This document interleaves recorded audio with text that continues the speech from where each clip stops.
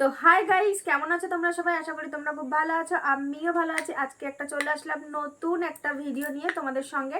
তো সবাই আমাকে একটাই কমেন্ট করছে, দিদি ভাই তোমার কি একটাই লিপস্টিক আছে? তোমার কি একটাই লিপস্টিক আছে? না গো, আমার একটা লিপস্টিক নয়, আমার অনেক কটা লিপস্টিক আছে।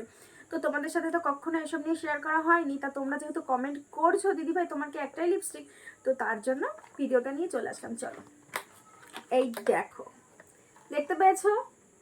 এই সব কটা লিপস্টিক কিন্তু আমার, ঠিক আছে? তো যাই হোক, এই দেখো লিপস্টিক। দাঁড়াও, ওয়েট, স্কিপ করো না, আরো বাকি আছে।